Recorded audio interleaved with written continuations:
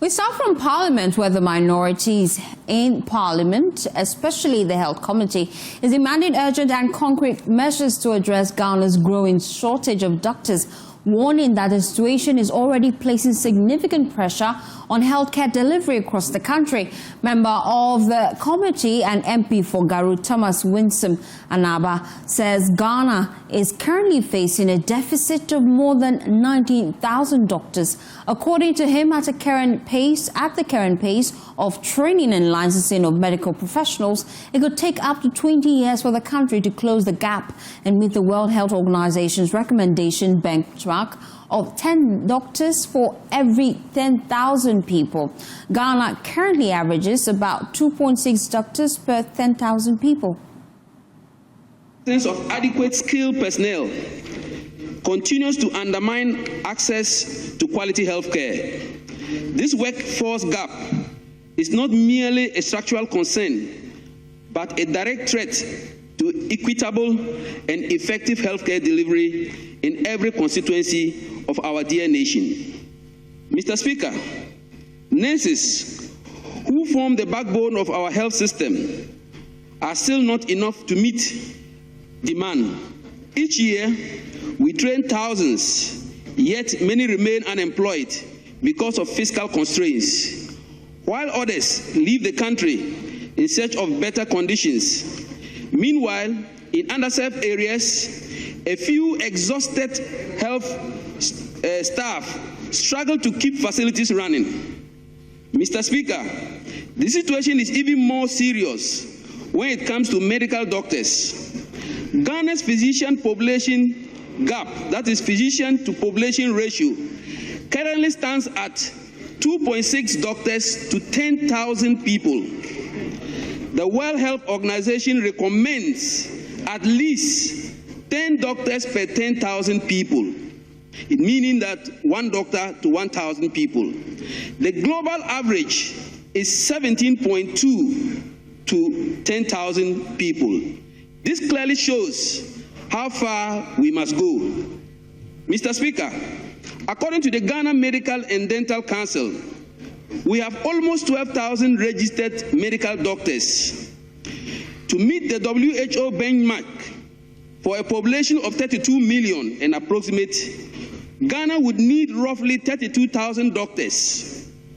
That leaves us with a deficit of 19,000 physicians in this country. Mr. Speaker, even if we continue to train about 900 doctors or 1,000 doctors each year and assume we retain all of them, it would take Ghana closely 20 years to close this gap. About 35% of all the locally trained doctors migrate annually, seeking better remunerations, working conditions, and professional growth. We are therefore losing a significant portion of the very workforce we invest in training.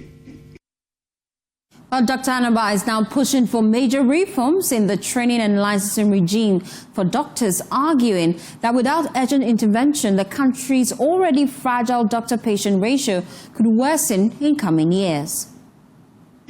In Canada, the Medical Council simplified the licensing process for international medical graduates by eliminating one of its qualification exams. Australia has exempted doctors in certain comparable systems from additional clinical exams. Israel has introduced exam waivers for experienced foreign trained doctors, provided they undergo structural clinical integration. These reforms have reduced unnecessary barriers whilst maintaining standards. Ghana can review its own licensure and credentialing recognition frameworks. We should make it easier for Ghanaian doctors abroad to retain and practice, and for qualified trained doctors to contribute without compromising patient safety. Singapore recently expanded its list of recognized foreign medical degree programs from 112 to 120. institutions to help address doctor shortage and meet growing health demands, Ghana could consider a similar policy to ease our physician gap whilst we continue to strengthen local training capacity. Well, we've also been hearing from Dr. Richard Salome. He is the General Secretary of the Ghana Medical Association. He spoke earlier on JoyNews today. Canada, the Medical Council. In the 1980s, we were dealing with 1:20,000 doctors. This is an average figure, to the point where there's been increases in local production from the University of Ghana Medical School to KNUST Medical School, and now we even have some private institutions coming on board. The number you are talking about is even an average. And so this is not even a true reflection of what happens, especially in the rural areas. And so you can have in places in OT and Upper East and other places where you have one doctor attending to the entire districts. What this means is that the doctors are overworked, they are tired, but they are trying to still do their best, and sometimes it will lead to unpleasant outcomes in the healthcare system. And this is why we are happy that Parliament is discussing it, but there is a need to have concrete steps to address this matter, especially because a lot of the doctors are concentrated in the rural urban areas, you say. We'll get to the concrete steps, but for many doctors trained in Ghana who are leaving the country for opportunities abroad, from your perspective, what are the key factors driving this migration, and what practical steps can the government take in retaining more of these doctors within the health system? You have shared the concern about how the situation is even more dire in our rural areas. Well, I think first I must commend governments over the years for the efforts they've made, and in current situation, we are working with the ministry to attract a lot more doctors to the rural areas. One of the key things on the table has to do with the rural incentive package, especially for early career doctors. People accepting to go to these areas do not have the opportunities that those in the cities and outside the countries have, like amenities, the tools to work with, as well as the economic disadvantage they are at. And so it's important that government ensures that the rural incentive package policy is implemented. Some basic allowance to top up for the locums that they will not get whilst they are in the city, and the amenities that are not there, for example, good schools, roads, and other things that are generally there for the others in the city centers. Okay. We also want to make the point that, for example, in all of Ghana, all the essential services, it is only in healthcare that no category of workers retire on their salary. We've seen the judicial service, we've seen the security service. At certain ranks, they retire on their salary. But only healthcare, no one, be doctors, nurses, and other health workers, do not retire on their salary. And so people start working already perceiving how their pensions will be like. And so begin to make certain decisions so that they can secure their own future. If this are implemented, we believe that people are a bit more comfortable. But I must commend efforts by the minister working with us to try to encourage a lot more going as we put certain measures in place to ensure that those who accept the postings stay and also are at least a bit cushioned. Away from health, McDan Aviation Handling Services Limited is challenging the termination of its contract at the Accra International Airport, accusing the Ghana Airports Company Limited of unlawfully ending the agreement and disregarding a court injunction. The company says despite serving the airport company with an interlocutory injunction on March 10, officials allegedly entered the facility hours later and removed equipment belonging to McDan Aviation. The dispute follows the decision by the Ghana Airports Company Limited to terminate McDan Aviation's license to operate designated services within Terminal 1 over what it describes as persistent defaults in financial obligations. Well, meanwhile, the Ministry of Transport says it will not hesitate to withdraw the licenses of any company operating at the airport if they fail to meet their contractual obligations. Well, as a government and an airport, we operate with rules and regulations. When you are given a contract, the contract has its terms, it has its conditions. And so every business person will have to obey or go by the contract terms that you have signed. I wouldn't want to make government and private issues public. But what I can tell the whole public is that if you are operating with Ghana Airport Company, for that matter government, you have a license to do that. The question is to ask yourself, have you renewed your license for the past 4 years? If you haven't done so, it is not anybody's making. Have you paid the relevant taxes or fees that you are supposed to pay to government for the past 1.5 years? If you haven't done that, that should not be anybody's problem, because you just need to refer to your contract and see that the contract dictates certain things to be done. And if they are not done, as a government and the Ghana Airport Company, we hold the right to either continue or revoke whatever contract we have with you when you have defaulted. And so I wouldn't want to go into much details, but what I know is that we had a license for him to operate a private jet. It is over 4 years that that license is not renewed. And I'm not sure you will work with any company or any group that has not renewed their license. My colleague Gemma Pia joins me with details of the statement by both the Ghana Airports Company Limited and McDan Aviation. Gemma, according to the Ghana Airport Company Limited, what were the terms of the agreement?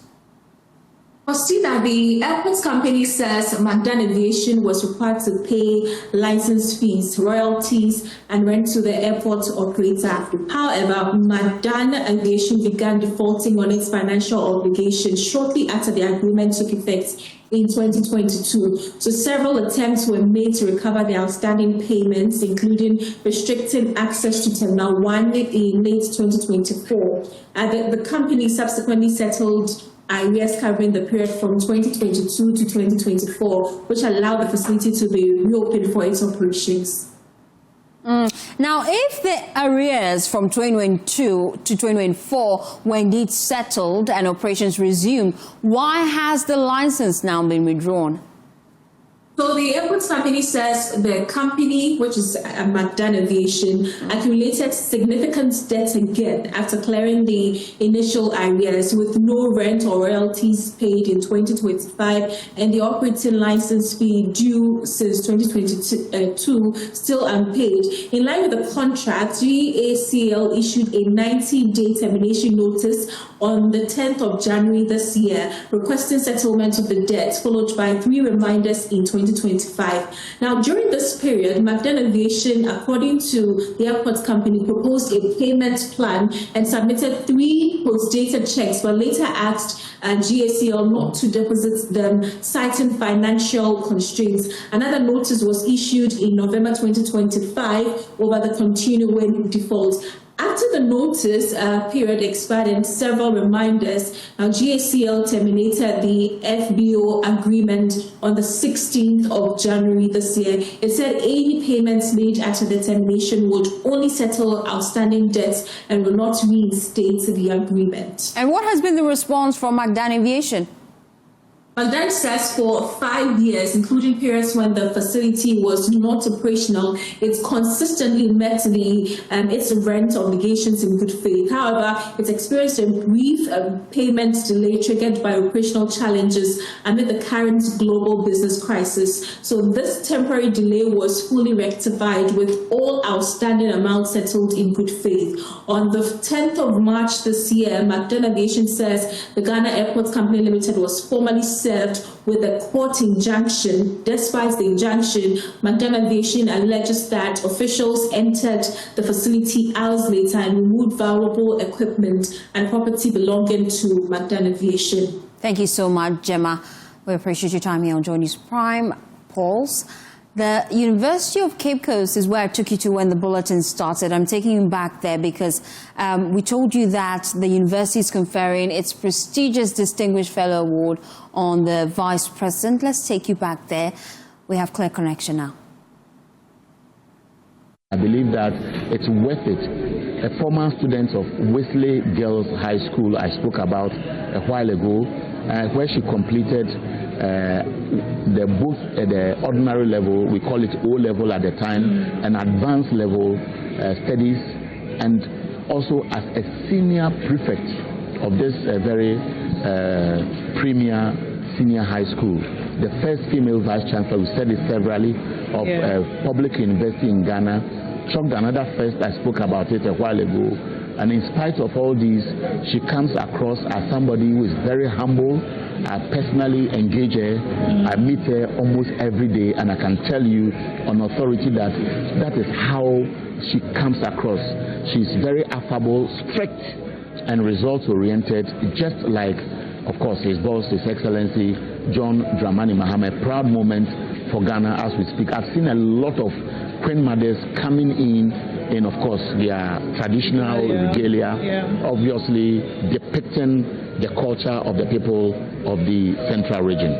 Yeah, and among the initiatives introduced during her leadership here in the University of Cape Coast were the establishment of the Institute of Oil and Gas, the creation of the Faculty of Law, the development of the Imisata Language Center, the development and the expansion of the university's research collaborations with international institutions. And the university also made significant investment in faculty development during that period, increasing the number of lecturers with doctoral qualifications and strengthening its research capacity. And beyond the University of Cape Coast, Professor Jane Nana Opoku-Agyeman has also contributed extensively to global academic and educational development.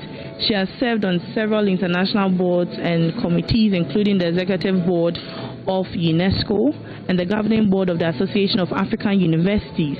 She also played a significant role in advancing women's education across the continent through her work with the Forum for Women, African Women Educationalists. Dedication to education and scholarship has earned her numerous honors and recognitions over the years. And if today, University of Cape Coast... There in the shot is Professor Atuguba, a former member of the Supreme Court of Ghana, who is the one we just spoke about. And there you see him in your shot. Professor Atuguba, actually, for the purpose of getting the record straight, is the chairman of the University of Cape Coast Council. His lordship was a member of the Judicial Service and the Supreme Court of Ghana. He's now retired.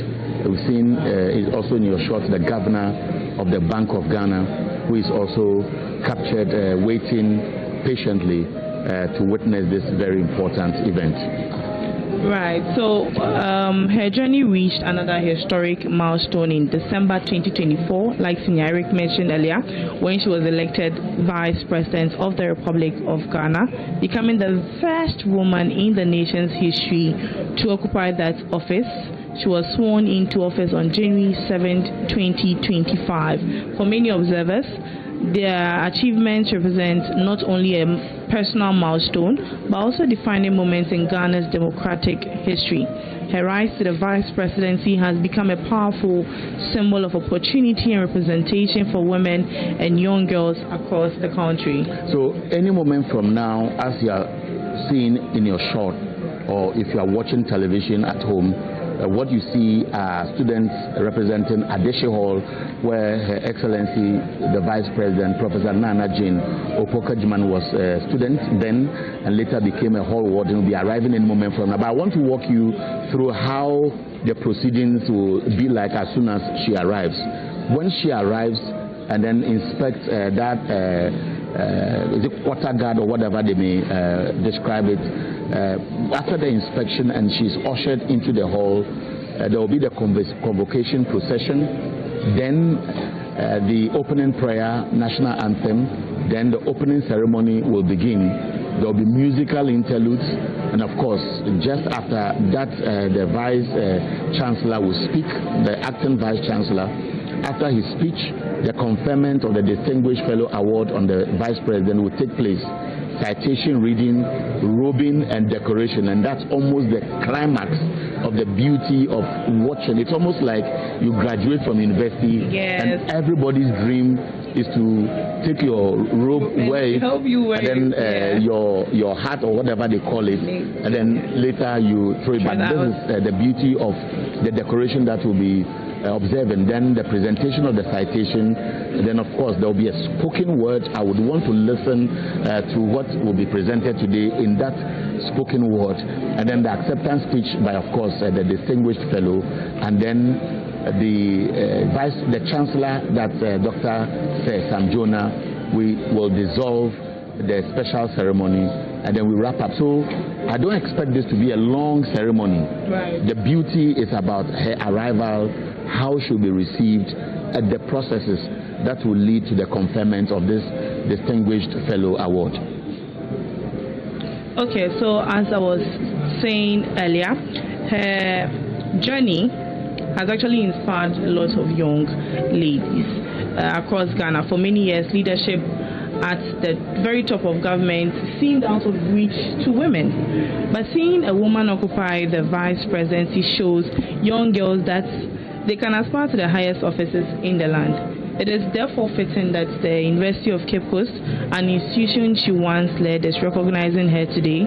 It shows how academic leadership can shape national leadership and how institutions can celebrate those who have paved the way for others. I mean, she's paved the way for young ladies. Like I was saying earlier, today if a young child wants to say that, oh, I want to be a president in future, and looking very splendid, people wonder who her stylist is. Yes, people will be asking that question. I can imagine those who are following this conversation live on the social media handles, Facebook, YouTube of the presidency, Wiz or TV. We are live from the University of Cape Coast, where this special award is being conferred, Distinguished Fellow Award ceremony on Professor Nana Jane Opukwa-Juman. She has arrived actually. In your shot is her vehicle, and soon the Vice President will be stepping out from a vehicle, and then the cadets of the University of Cape Coast will perform. Students of Adeshe Hall, who are members of the cadets, who on this historic occasion are witnessing the arrival and will officially receive her first when she steps out of her vehicle. As somebody who was once a student of Adeshe Hall and many years later coming back in this huge capacity as president or vice president, and then for them to be participants of this special ceremony will be a story for them to tell in future. Yes, I mean, as a former cadetee myself, I would be so proud to have that feeling to be in a parade that the vice president who represents Adeshe Hall, which I am part of. I mean, who wouldn't love that? I would love to see that. I would love to be a participant of this. I would love to be in the cadet. So there she is in the obvious traditional outfit. We have seen her project first as a Ghanaian who believes in made in Ghana. Yes. And there she is. And so let's see how this beautiful ceremony will go. Let's see if we can hear what is happening outside.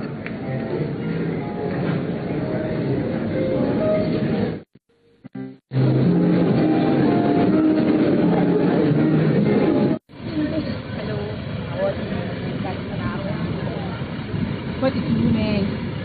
3. Then I the AFC. And then finally the example and Mr. Warren Ma.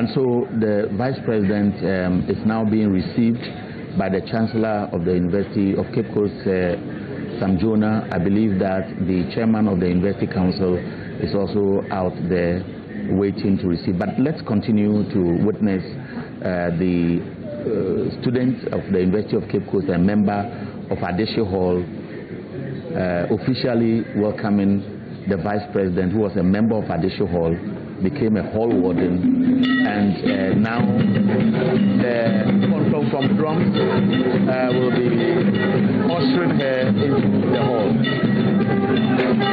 Yeah, so you can hear from the noise in the background visible interlude, welcoming in, ushering in the first Vice President of the Republic of Ghana. You can see women dancing, and you can see on our screen that these people are blowing what we call the attentive vein, ushering in the Vice President of the Republic of Ghana, who is going to be conferred this special award ceremony being taking place in her name. And you can see her in short with Sir Sam Jonah, the Chancellor of this prestigious institution, and also in short you can see the regional minister for Central Region here also ushering the Vice President in. It's an important occasion for me as a former student of the University of Cape Coast, and having not been here for many years. I can imagine how campus used to be over 20 years ago, and today coming here to my alma mater, seeing a member of the Old Students Association who proudly is going to be honored today, for me it's also an emotional feeling, just like you, a woman. So we'll take the national anthem and then we'll hand over to the Master of Ceremony to continue the program.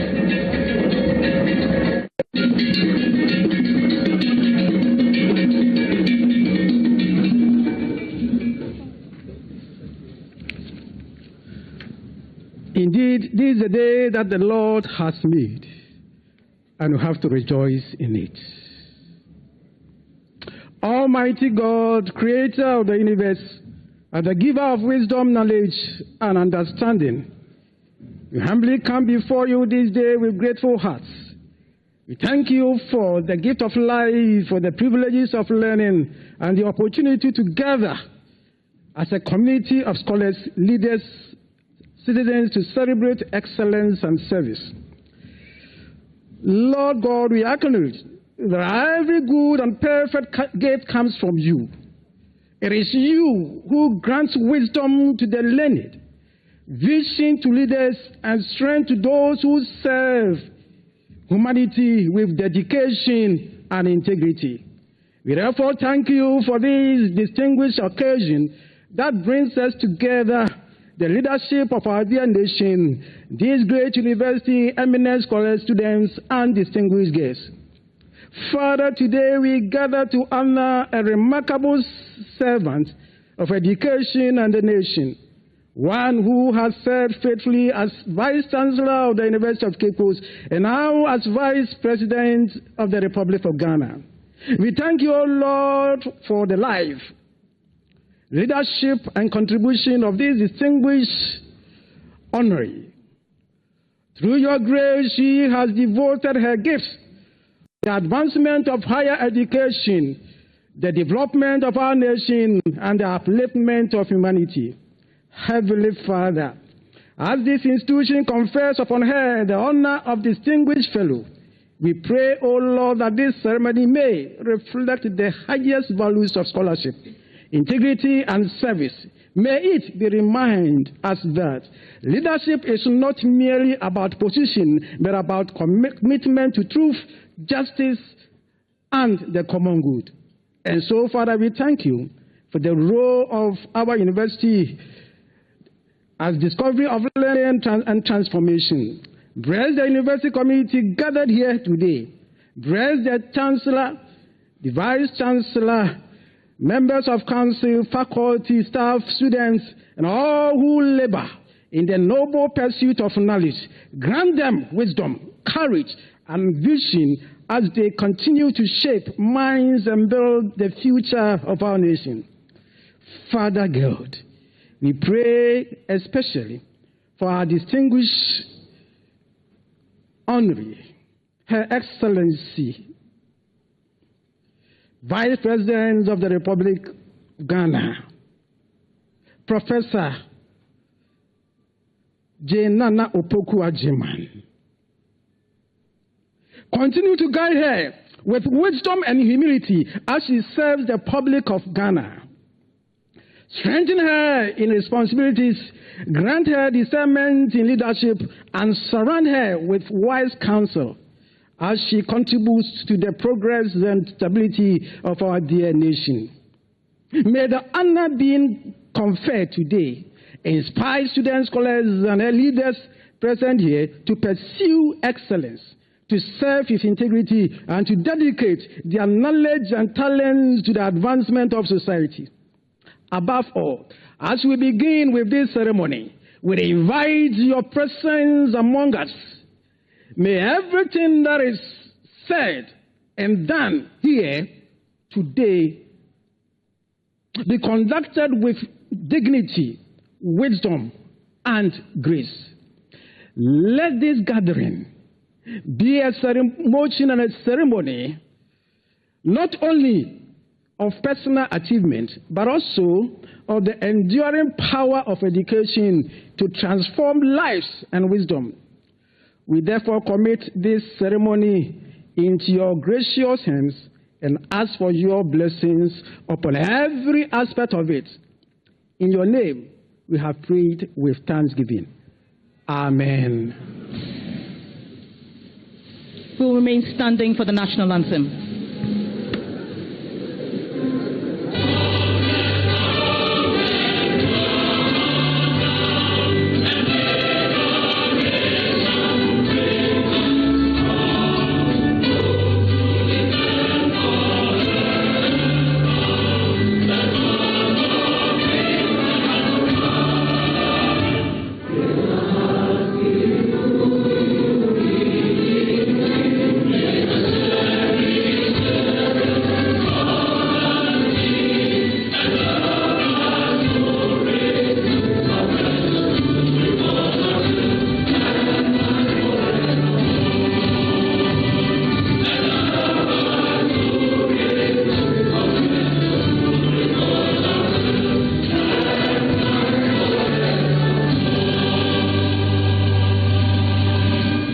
Please resume your seats.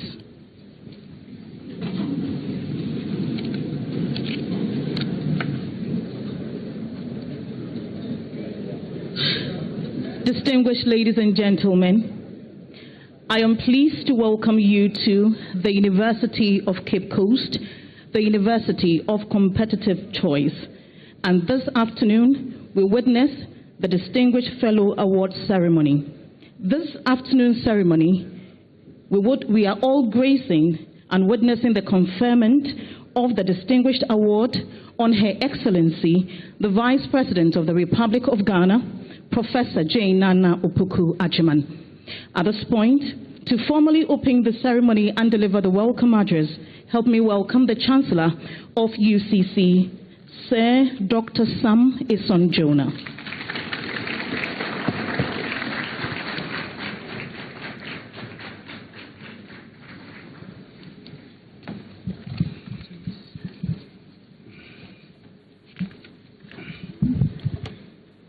Your Excellency, Vice President of the Republic, Professor JoyNews Agyemang, members of the Council of State, Ministers of State, members of the Diplomatic Corps, honorable members of Parliament, His Lordship Justice William Atugba, the Chairman of our Council, Nana Sam Brew Butler, former Chairman of Council, members of the University Council, Gideon Inokabekwe, Registrar, Osaberma, Dr. Kwesiata, Oman Henry Traditional Area, Okatechi Kome, the 7th or the 8th Omahini of Commander Traditional Area.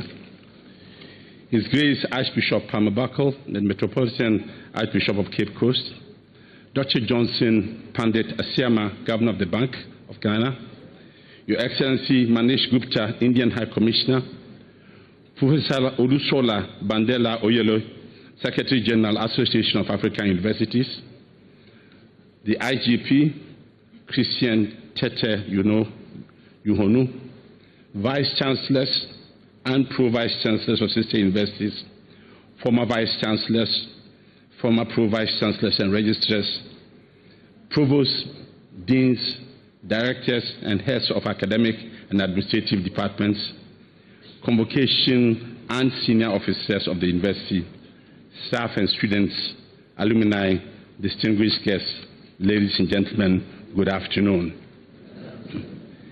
It is with a full heart and deep pride that I welcome all of you to this momentous occasion, an occasion that is not merely a ceremony, but a declaration. A declaration by the University of Cape Coast that excellence will be recognized, that service will be honored, and that the women and men who give themselves to build this nation and this institution shall not labor in obscurity. Ladies and gentlemen, today is historic. For the first time in the storied history of this great university, we confer the title of Distinguished Fellow. And we do so upon a daughter of this university who, in every sense, is worthy of being the first.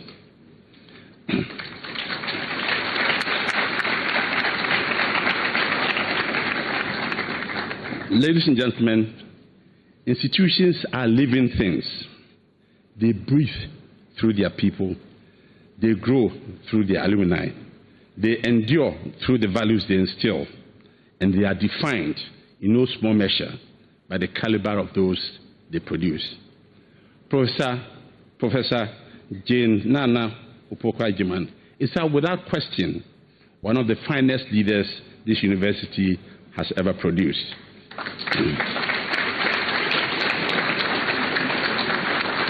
And one of the finest it has had the privilege of welcoming back as a leader. I speak to you today not only as your Chancellor, but as one who had the distinct honor and privilege of working alongside her during her tenure as Vice Chancellor of this university. I witnessed her leadership at close quarters. I saw the rigor that brought to every decision, the grace she extended to every person, the courage she displayed in every challenge. And I can tell you with full authority of personal experience that what you will hear about her today is nothing, it's not ceremony. What you will hear about her today is the truth. She is a trailblazer, and I use that word with precision, not poetry. To blaze a trail is not simply to be the first. It is to go where no path exists, to push through the undergrowth with determination and vision, so that those who come behind may walk more easily. That is what our honoree has done. Not once, but repeatedly in almost every chapter of her truly remarkable life. As head girl of our revered Wesley Girls High School, forgive me. My first girlfriend was from Holy Child. The seeds of leadership were already self-evident. A young woman trusted by her peers and teachers alike to head, to serve, and to represent. At this university, she became the first female Vice Chancellor in the history of this university. And I'm proud to note that she's the first female Vice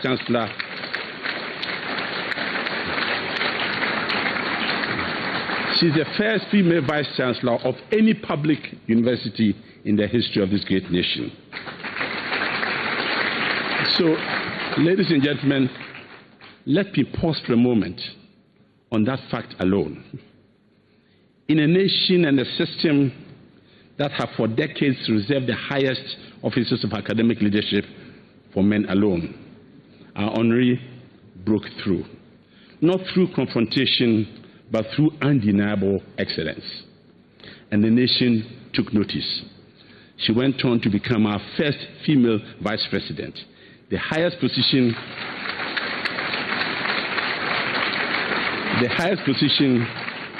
ever held by a woman in the constitutional history of our country. Ladies and gentlemen, these are not footnotes in her biography. These are chapters that have been rewritten, the possibilities for every Ghanaian girl who dares to dream. So let me be very clear. Professor Opoku-Agyeman's greatness does not rest on the barriers she broke. Indeed, it rests on what she built. As Vice Chancellor of this university, she presided over a period of genuine institutional transformation. She strengthened the academic programs and research culture. She deepened the university's engagement with national development. She elevated our standing and sharpened our sense of purpose. She governed with a steady and calm hand, a clear mind, and an unwavering commitment to the welfare of every member of the community, from the most senior professor to the most junior student. I have known many leaders in my life. The finest of them share a quality that is easy to describe but difficult to practice. They lead not for themselves, but for others. They measure success not by personal achievement, but by the advancement of those in their care. Professor Opoku-Agyeman is that kind of leader.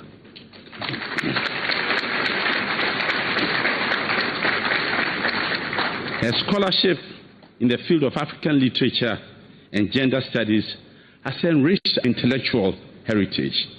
Her advocacy for women's rights and children's welfare has given voice to the voiceless. Her commitment to education, not merely as a vocation, but as a national calling, has inspired reform and policy at the highest levels of government. Ladies and gentlemen, these are the marks of a life well lived and a career faithfully served. I have spoken of her achievement. I've spoken of her leadership. But there's a quality that underpins it all, and it is, in truth, the rarest quality in public life. And here I speak of integrity. Throughout her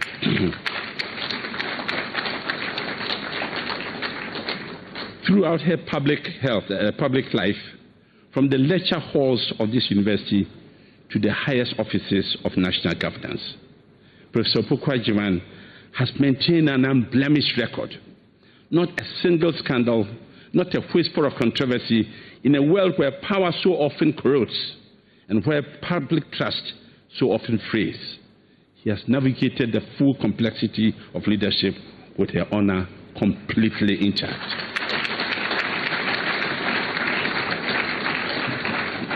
That, ladies and gentlemen, is no small thing. It is, in fact, everything. She is a true patriot, and I use that word carefully because patriotism is not a sentiment. It is a practice. It is the daily, unglamorous, demanding choice to place the welfare of one's country above personal convenience, personal gain, and personal comfort. It is unwavering honesty when honesty is costly. It is selfless dedication when dedication is exhausting. It is a profound and abiding commitment to the greater good, even when the greater good asks everything of you. These are not qualities that Professor Opoku-Agyeman has displayed. These are not qualities that she has displayed occasionally. They are qualities that she has embodied consistently across decades in every role she has held. In these times, ladies and gentlemen, when trust in public institutions is tested, when cynicism threatens to become the default posture of citizens towards their leaders, her example shines as a beacon.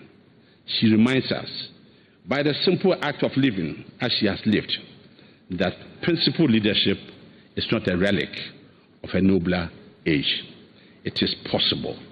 It is practiced.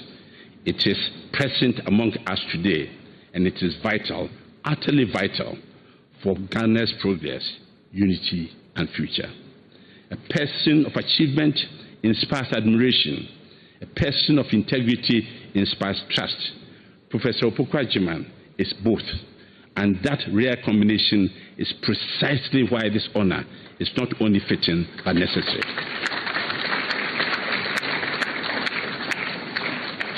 To our students, and I address you directly, for you are the reason this university exists.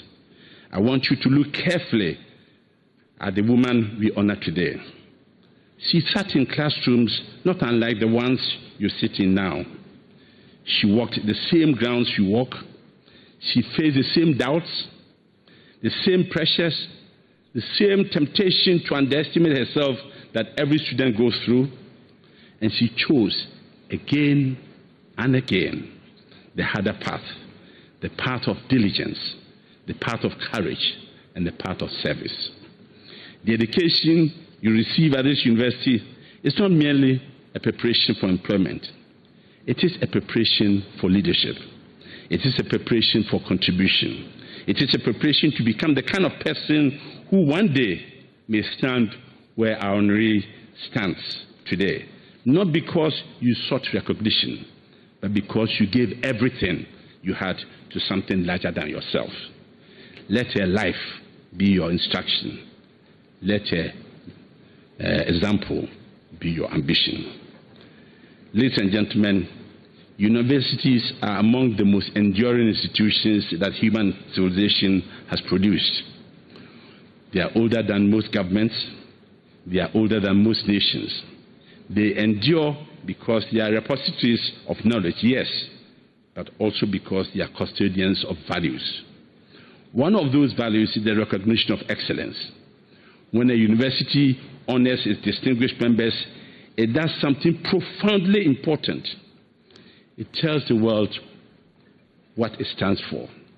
It says, these are the qualities we aspire to. This is the kind of person we seek to produce. This is the standard by which we measure a life well served. By honoring Professor Opoku-Agyeman today, our university sends a message to Ghana, to Africa, and indeed to the world that we value intellectual rigor. We value moral courage. We value humble service and inclusive leadership. We honor not power for its own sake, but power deployed in the service of others. And in doing so, we inspire. We inspire the young woman in a rural community who wonders whether the world has room for her ambitions. We inspire the student who doubts whether education can truly change a life. We inspire the next generation of leaders to reach higher, serve better, and build more enduringly. That is the power of this moment. That is why today matters, ladies and gentlemen. Now, on behalf of the Council, the faculty, the staff, and the alumni, and the students of this great university, Your Excellency, we offer you our deepest congratulations and our heartfelt gratitude.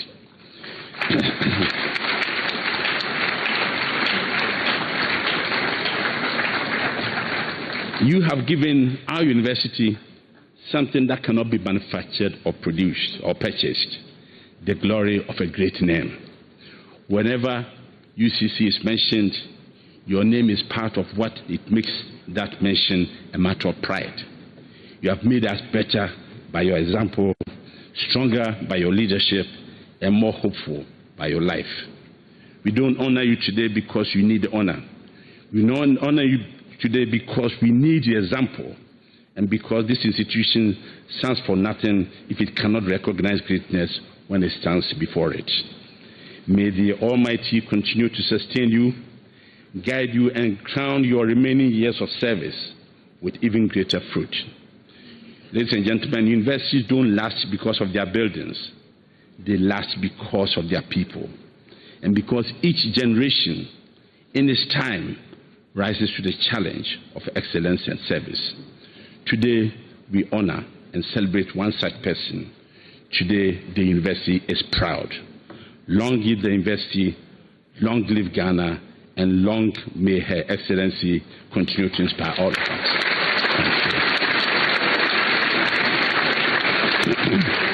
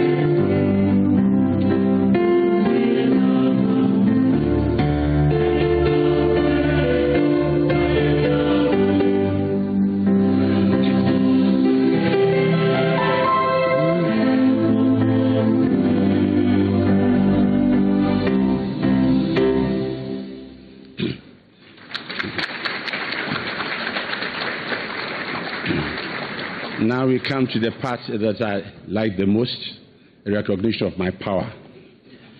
By the powers vested in me as the Chancellor of this university, I hereby constitute this assembly into a special congregation for the conferment of the Distinguished Fellow Award. Thank you very much for your attention.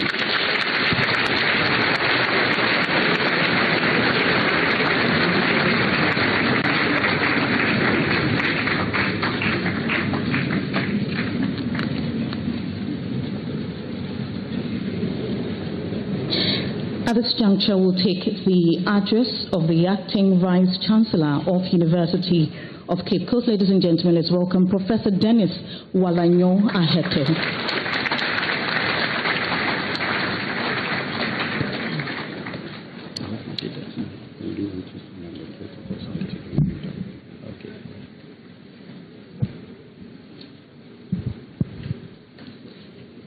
Your Excellency, the Vice President of the Republic of Ghana, Professor Jane Nana Opoku-Agyeman. Dr. Sir Sam Jonah, Chancellor of the University of Cape Coast, members of the Council of State, ministers of state, members of the Diplomatic Corps, honorable members of Parliament, His Lordship Justice William Atuguba, Chairman of the Governing Council, Nana Sam Brew Butler, former Chairman of Council, members of the University Council, Gideon Enoch Abekwe Esquire, Registrar of the University of Cape Coast, Osaberima Dr. Kwesiata II, Omahini of the Ogua Traditional Area, Oketechi Kome the 8th, Omahini of the Komenda Traditional Area, Nananom, His Grace Archbishop Palmer Buckle, Metropolitan Archbishop of Cape Coast, Dr. John Pandit Siama, Governor of the Bank of Ghana, Your Excellency Manish Gupta, Indian High Commissioner to Ghana,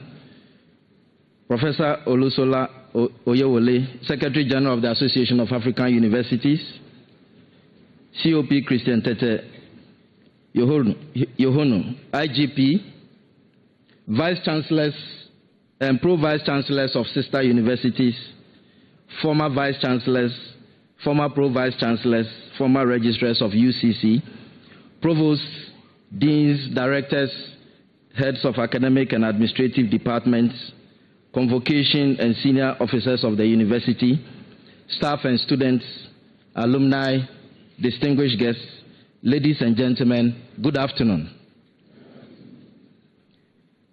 It is my great honor and privilege, on behalf of the Governing Council and management of the University of Cape Coast, to warmly welcome you all to this special ceremony for the conferment of the Distinguished Fellow Award on Her Excellency, the Vice President of the Republic of Ghana, Professor Jane Nana Opoku-Agyeman. Sir Chancellor, the University of Cape Coast, since its establishment, has remained committed to the pursuit of academic excellence, the advancement of knowledge, and service to society. Beyond our core mandate of teaching, research, and community engagement, the university takes pride in recognizing and honoring individuals whose lives and achievements exemplify and amplify the highest ideals of scholarship, leadership, and service to humanity. Distinguished ladies and gentlemen, over the years, the university has maintained this rich tradition of celebrating excellence and achievement by conferring honors and honorary degrees on distinguished personalities who have contributed significantly to national and global development. Sir Chancellor, the Distinguished Fellow Award, however, represents one of the highest honors to be bestowed by the University of Cape Coast. Indeed, today marks the first time this award is being conferred, and it is reserved for individuals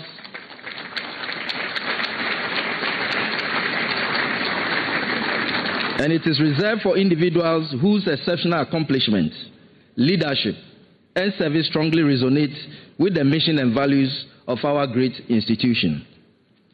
Sir Chancellor, ladies and gentlemen, this ceremony, therefore, is particularly significant as we gather to celebrate and honor a distinguished scholar, accomplished educationist, and eminent stateswoman, Her Excellency, the Vice President of the Republic of Ghana, Professor Jenana Opoku-Agyeman.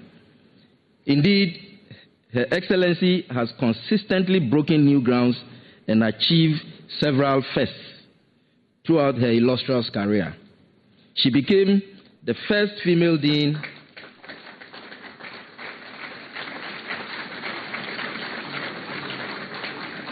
Thank you very much. She became the first female dean of the Faculty of Arts, the first female dean of the School of Graduate Studies, and subsequently the first female Vice Chancellor of the University of Cape Coast. And indeed, as the Chancellor has noted, the first woman to lead any public university in Ghana. Given this remarkable record of pioneering leadership and service, it is hardly surprising that she rose to the high office of the first female Vice Chancellor of the Vice President of the Republic of Ghana. Her journey, therefore,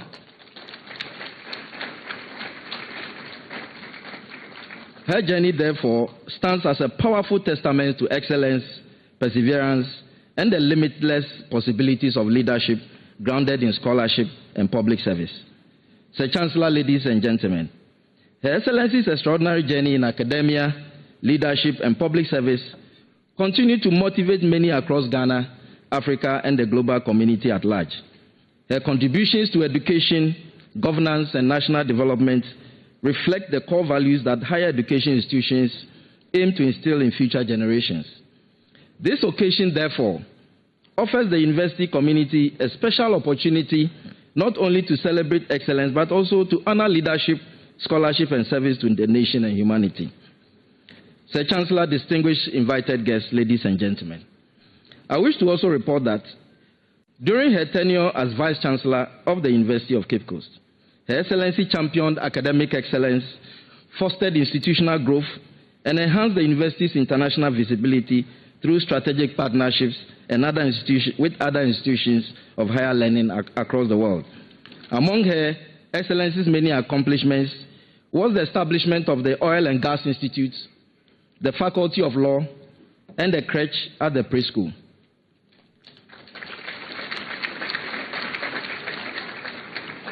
Her tenure also saw the expansion of the university printing press and the establishment of the Misaata Language Center. In addition, the Faculty of Education Lecture Theatre Complex and the Diagnostic Center at the Cape Coast Teaching Hospital were completed, to mention a few.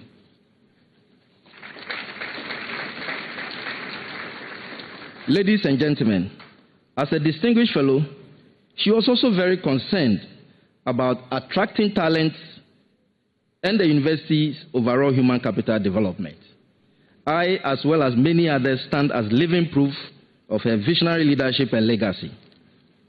Her leadership also contributed significantly to improved research output and academic standards.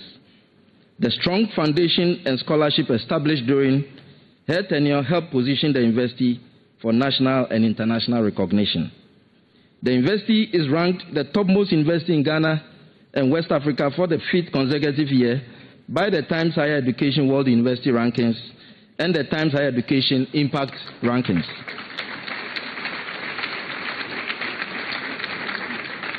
The university is also ranked among the top 11 universities in Africa and top 11 in sub-Saharan Africa, while sustaining its leadership in research quality, regionally affirming UCC's standing as a world-class research-intensive university committed to excellence and impact.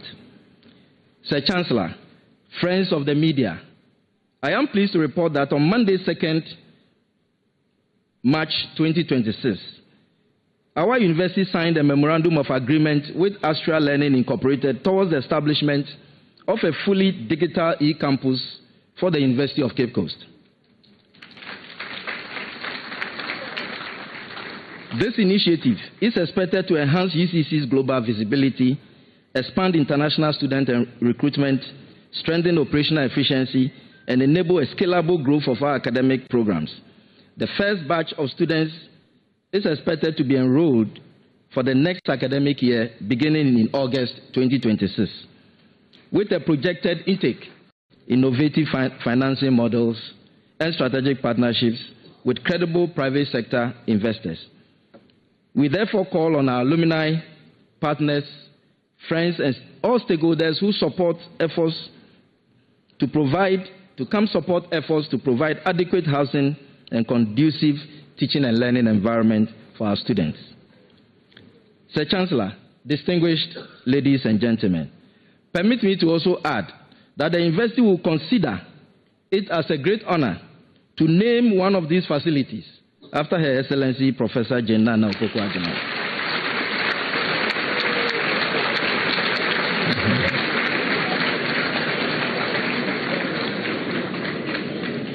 Sir Chancellor, on behalf of the Governing Council, management, staff, and faculty of the University of Cape Coast, I wish to state that Her Excellency's return to this academic community on this historic occasion is a great honor and deeply meaningful to us. It provides us with a great joy and opportunity not only to celebrate her achievements, but also to express our profound gratitude for her distinguished and meritorious service to the university, the nation, and humanity, particularly her unwavering commitment to public service, gender equality, and national development. Indeed, we are deeply honored by the presence of our distinguished guests, partners, members of the university community, well-wishers who have joined us today from all walks of life to witness this memorable event in the history of the University of Cape Coast. Once again, I join the Chancellor in extending a very warm welcome to you all and thank you for honoring our invitation to be part of this very important and historic occasion. Thank you all for your attention, and may God bless us all.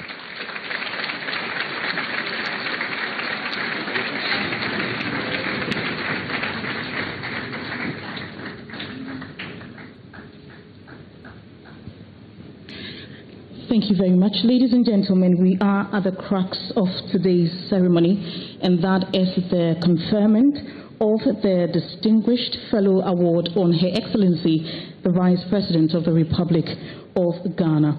Ahead of this, we would take the citation reading, and this will be done by the immediate past Pro-Vice Chancellor of UCC, Professor Rosemond Aboagyewa-Boahene.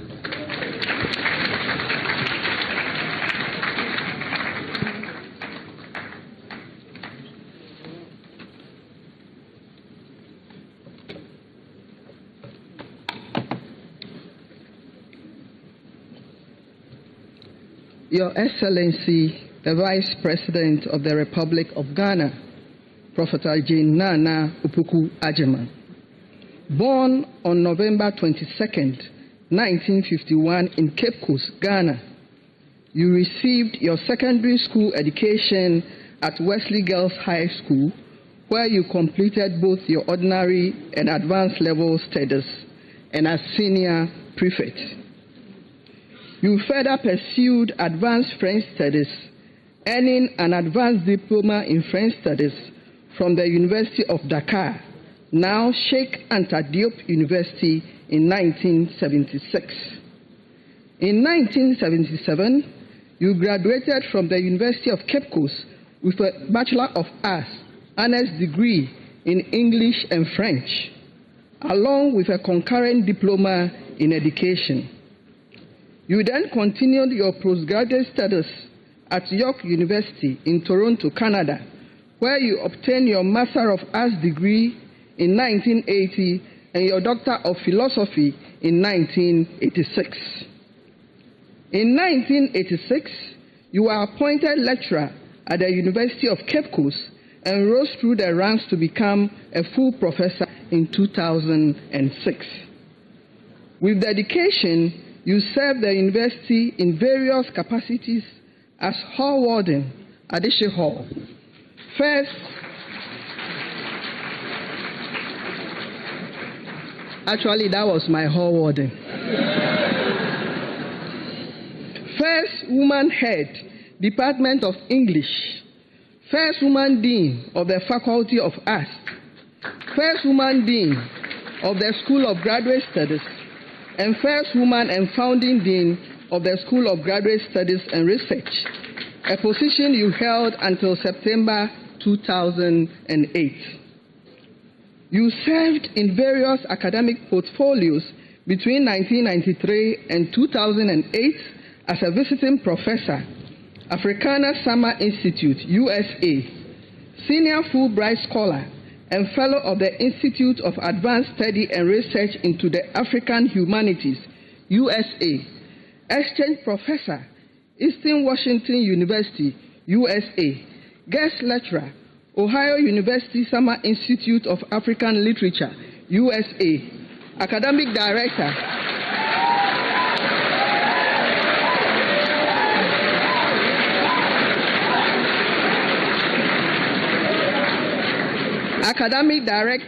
School for International Training, Ghana African Diaspora Studies.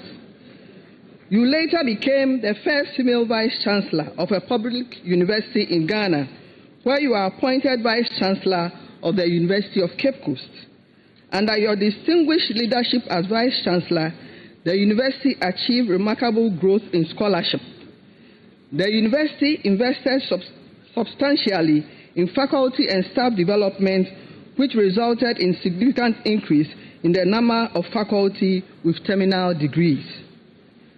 During your tenure as Vice Chancellor, the university achieved significant institutional growth and infrastructural development in various areas, including establishment of the Oil and Gas Institute, establishment of the Faculty of Law, establishment of a creche at the preschool, expansion of the university printing press, establishment of the Emisa Atta Language Center, completion of the Faculty of Education Lecture Theatre Complex, completion of the Diagnosis Center at the Cape Coast Teaching Hospital, rehabilitation of laboratories at the Technology Village of the School of Agriculture, commencement of the construction of a training and resource center for the College of Distance Education at Agona Nyakru.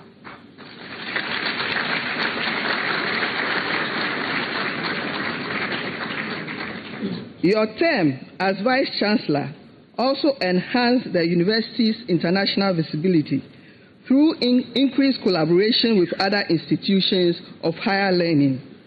You have served on and chaired several national and international boards and committees, notably the United Nations Educational, Scientific and Cultural Organization, UNESCO Executive Board, Africa Initiative Advisory Board, Canada, Adam Matthew Digital, UK, Association of African Universities Governing Board, School for International Training, USA, Dean's Advisory Board, Commonwealth University Study Abroad Executive Committee, founding president of the Association of West African Universities, Graphic Communications Group Limited, Harriet Tubman Series on African Diaspora, York University, Canada, International Advisory Board, Nigeria Hinterland Project of York University and UNESCO, African Humanities Project of Carnegie Corporation Selection Committee, another class.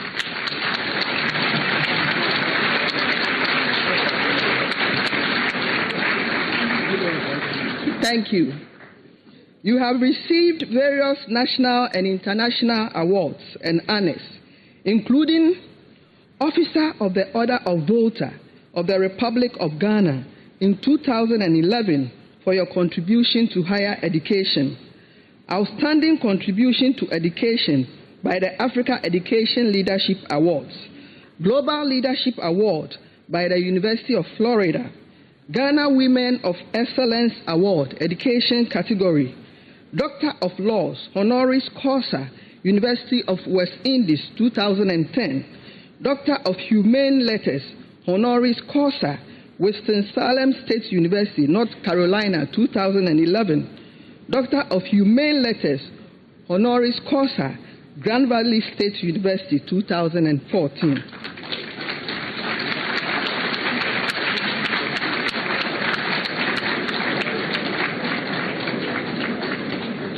In 2004, the chiefs and elders of the Commander Traditional Area bestowed in your care the ancient sword of the founding fathers of Commander, in recognition of your immense contribution to the education of the youth in the traditional area. Another clap.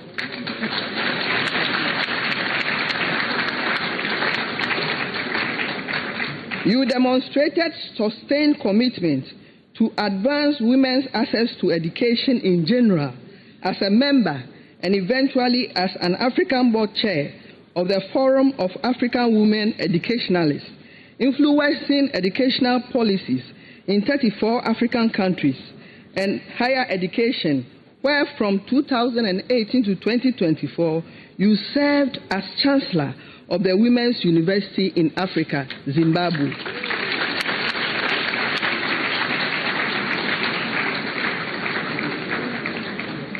Your extensive publications in both national and international journals, your authorship of book chapters, and your role as editor of academic writings are but commendable. You have participated in and presented papers at several national and international conferences. Your publications and presentations are on African literature, gender roles in society, the African diaspora, and management issues in higher education.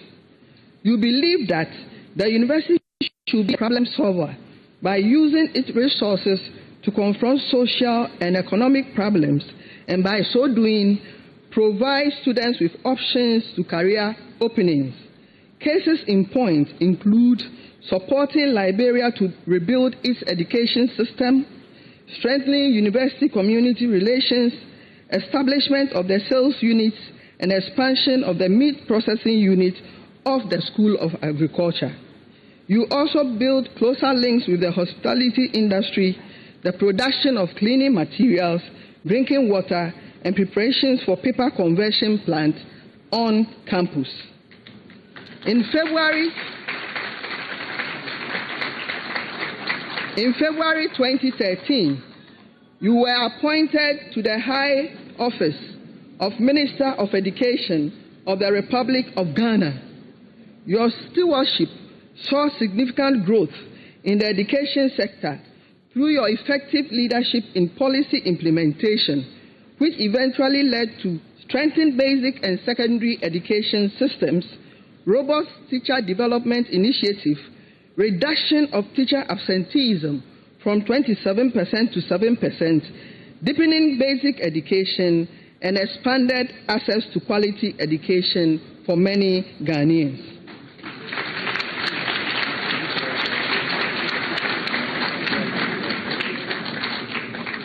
In recognition of your invaluable contribution to the university and the nation, the University of Cape Coast awarded you with the Doctor of Letters honoris causa in 2015 at a special congregation ceremony where you were honored alongside other distinguished individuals.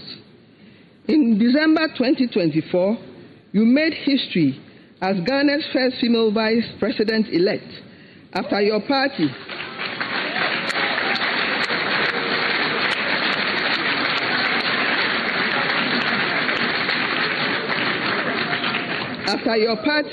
the National Democratic Congress, emerged winner in the 2024 general elections.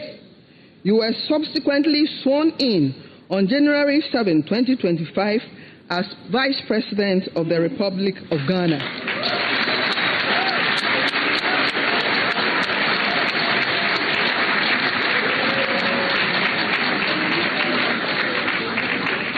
This landmark achievement carries profound national and international significance, especially for your alma mater, the University of Cape Coast. Your Excellency, the University of Cape Coast salutes you for your distinguished service to your alma mater as an illustrious alumna and for your unwavering commitment to society at large. Your tireless advocacy for equity and the rights of women, children, and marginalized, as well as your outstanding contributions to academic governance, leadership, and policy implementation in the broader educational sector stand as highly commendable achievements. Your current portfolio as Vice President of the Republic of Ghana represents a historic feat unmatched by any other member of the university.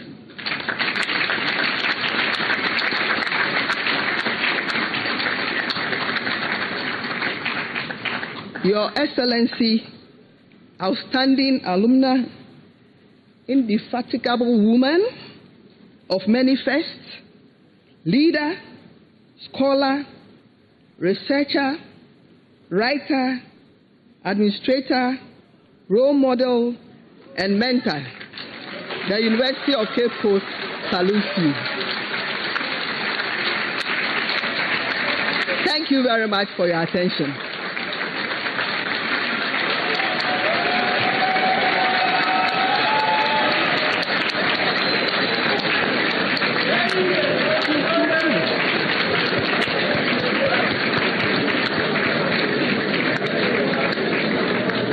Kindly resume your seat. Thank you very much.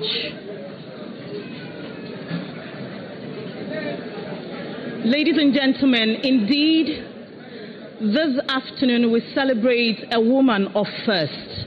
And so it is not surprising that at the maiden edition of the Distinguished Fellow Award ceremony here at the University of Cape Coast, she stands as a first recipient. In the next 10 minutes, we'll play you a documentary that further celebrates her achievements. Please enjoy.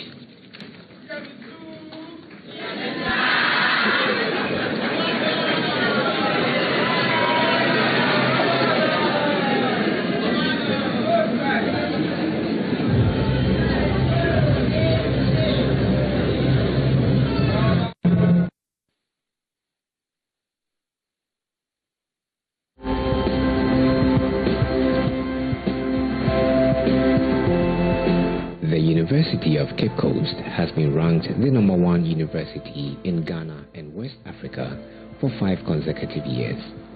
Over the years, it has produced some of the nation's best minds.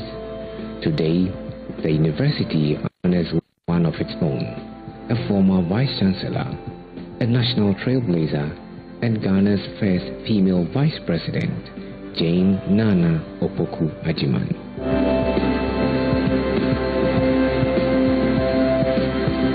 Where does this remarkable woman originate from?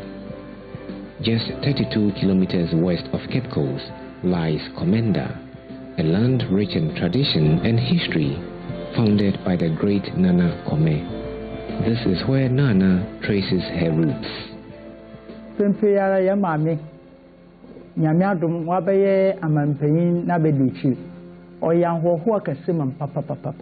Titi Commander Traditional Area na Traditional Council sende Osida Bra Kwame Nkrumah beji nyanfanwuzi wakwa wabade mpempenya bisia abaye amampanyin na bedichi yani mami anade kitechini bei jisine nywode de obokun owo akokodin ti de mayi wode no yehu de wafa ketechi su wafa command su wafa command sunsum wafa command ahozen wafa command ahurase wafa command mu yi mama yehu de commander ye profa ye nwa yezina ye ndazimba enti ndazimba no so dazibia no twomi yezin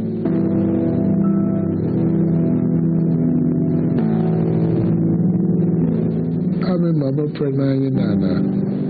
Na anyi Nana kasa. Ekude ofifie. Oye bia watutu. Owo enyide. Obate. Na kasa so the phone. Nso oye bia daba mepede. Inti ofata ose university there one backward Yamina dum baby wake gina was so bachelor when you saw there Ofi University of Cape Coast the job be work gina now what about what actually on man reading in ara there ya be no man do termination.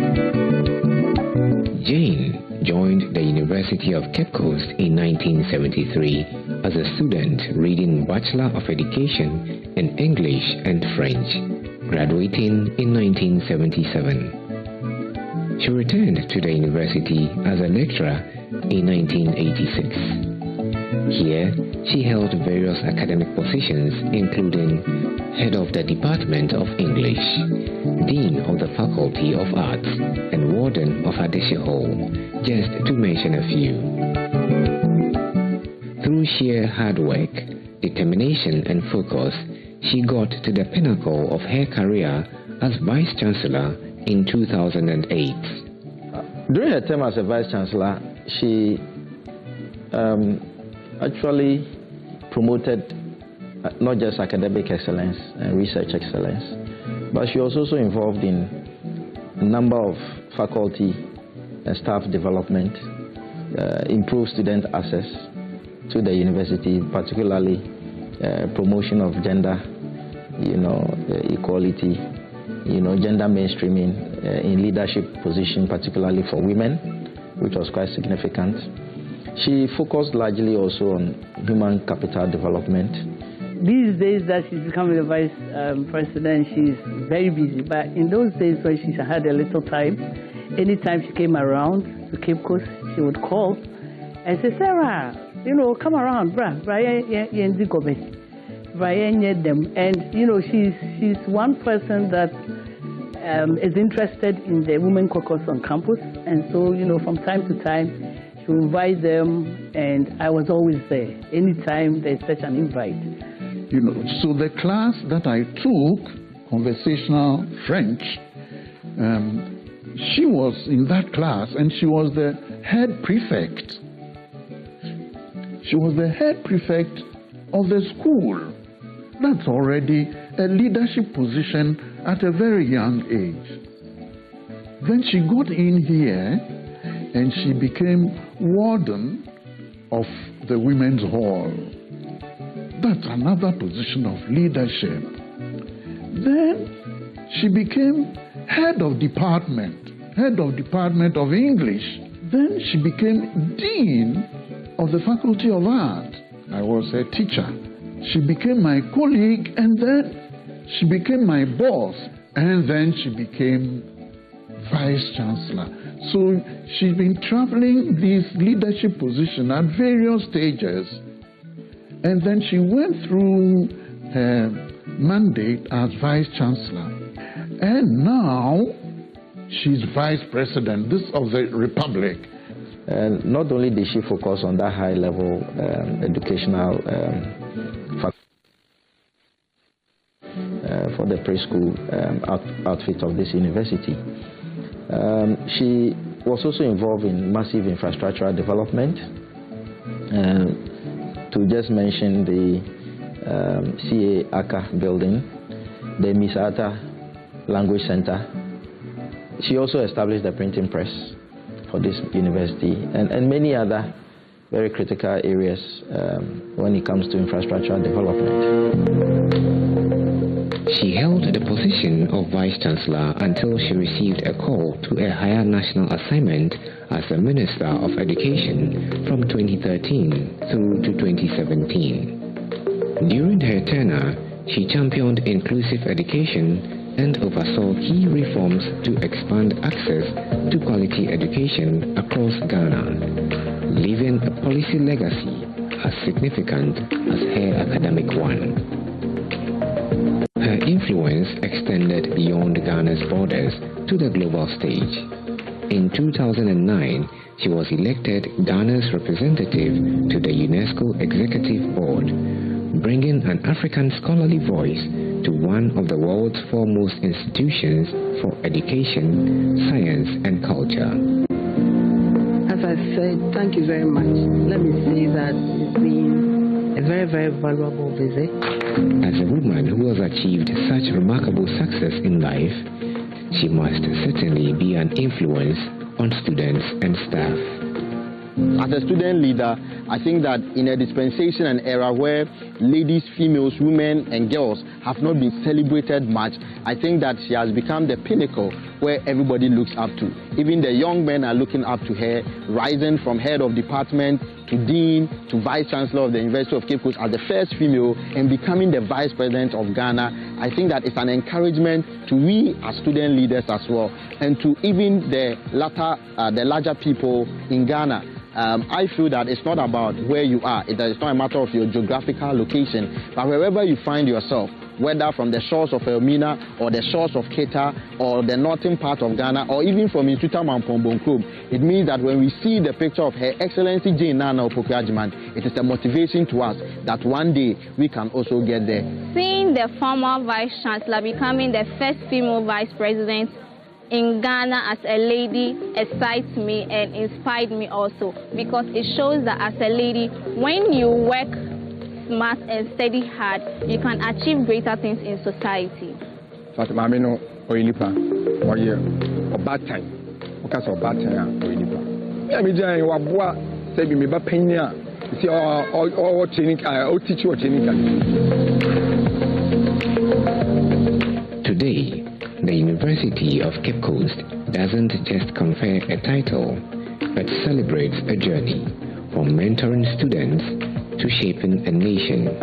Jane didn't just break a ceiling, she redrew the blueprint. And in Ghana's story, her chapter is still being written. For every woman who was told to wait, every student who dared to dream beyond the obvious, every Ghanaian who needed proof that it was possible. Now they have it.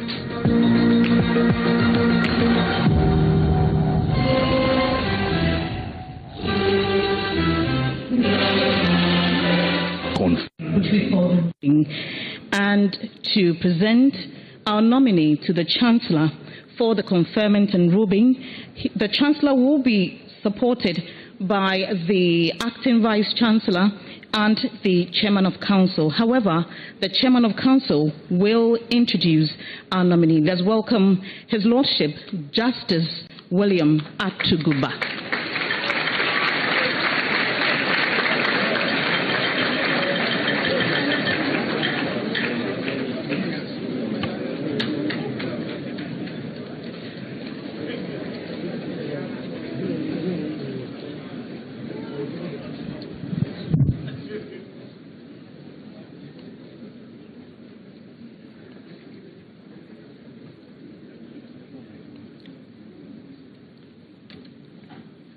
Sir Chancellor, I, Justice William Anam Atuguba, JSC retired, Chairman of the University of Cape Coast Governing Council, present to you Her Excellency Professor Jane Nana Opoku-Agyeman, the Vice President of the Republic of Ghana, for the conferment of Distinguished Fellow Award. Thank you.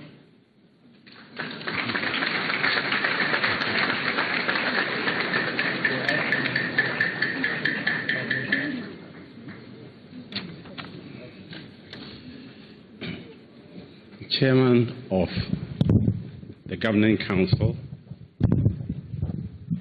by the powers and authority vested in me as the Chancellor of this great university, I, Samuel Isonjona, Chancellor, now hereby confer the Distinguished Fellow Award on you, Your Excellency, Professor Jane Nana Opoku-Agyeman. Please accept my congratulations.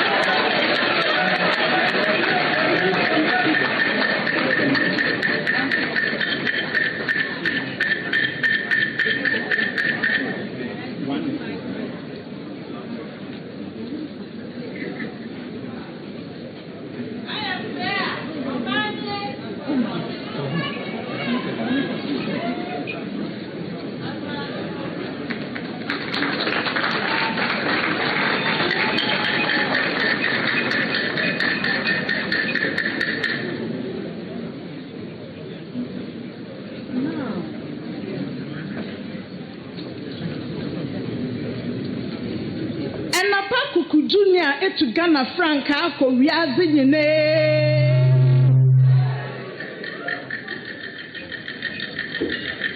Yezenije na saw. Ye bowudin wo bagwam. Etwa kwampa amamba nyina. Atrede. Obo adenara mpo. Oye batan pa ampa.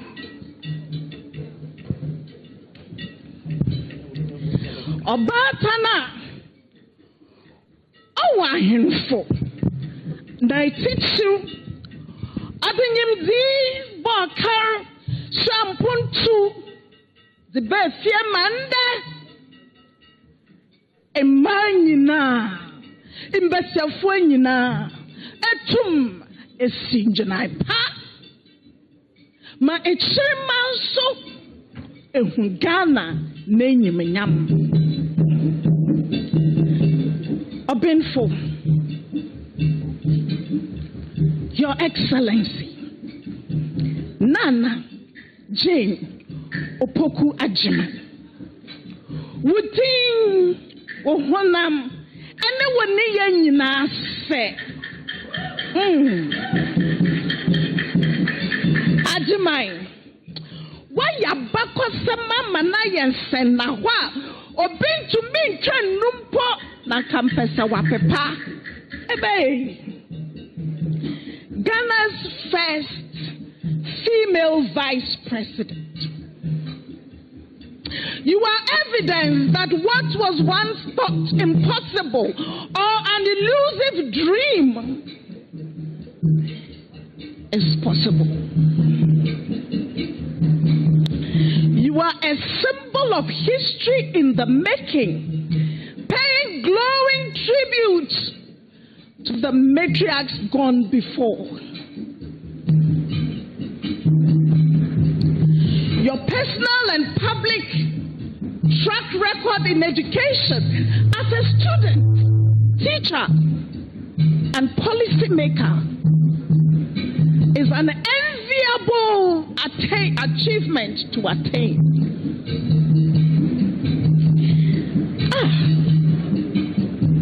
Ohimba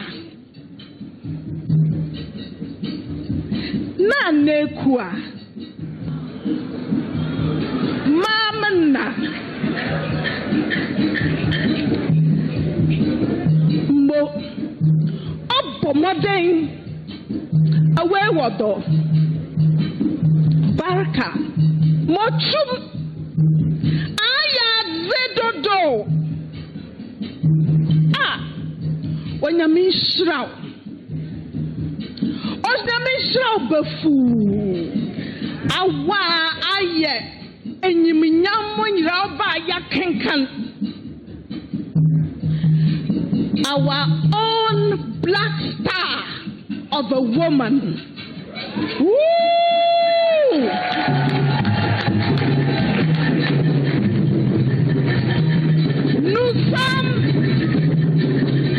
Nous sommes prêts à attaque. Nana Gumbrabre.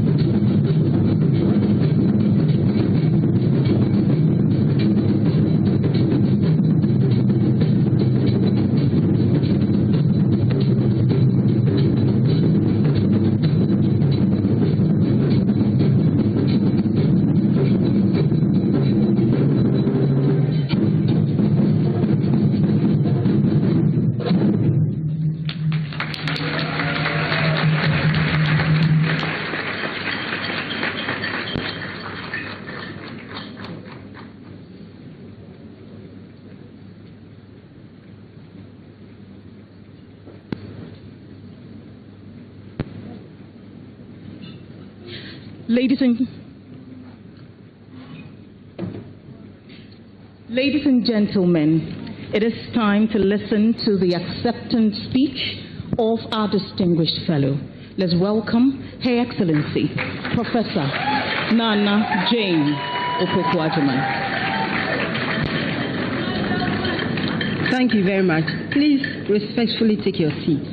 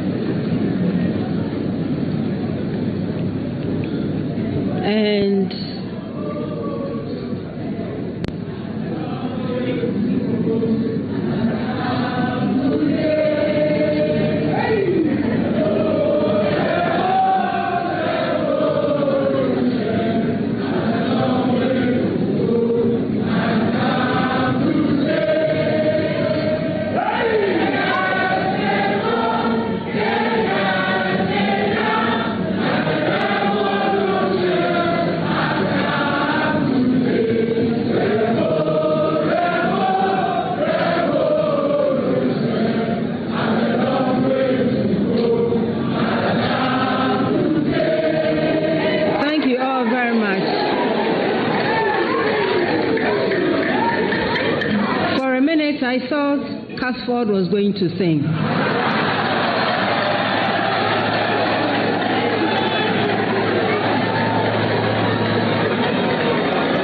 Kingsley Hayford, I have not forgotten you. Apart from addressing Ananom and the Chancellor, please allow me to refer to the protocol which has been very ably established and address everyone as Ebusiafo.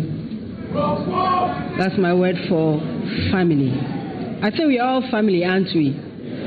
Ebusiafo, good afternoon. It is always a joy to be back at the University of Cape Coast. Let me begin by sincerely thanking the Chancellor, the Governing Council, the organizers of this event, the entire university community, and everyone who is here today for this great honor. I would also like to thank my colleagues, family, friends, former students and current ones too, and all well wishers. But please allow me to single out Professor Atabruchi.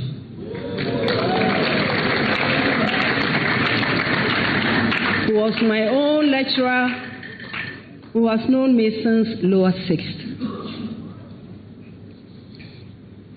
Chancellor,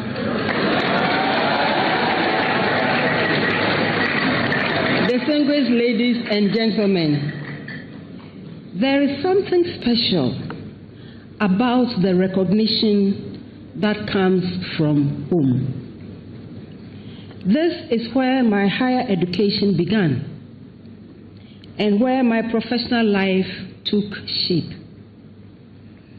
It is one of the places where I learned that knowledge carries responsibilities beyond oneself.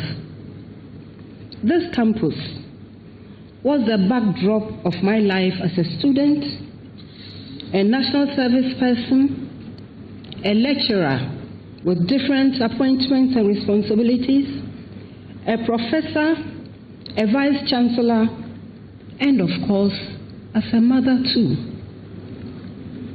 And when I left the university, I did my best to carry its lessons into my non-academic roles.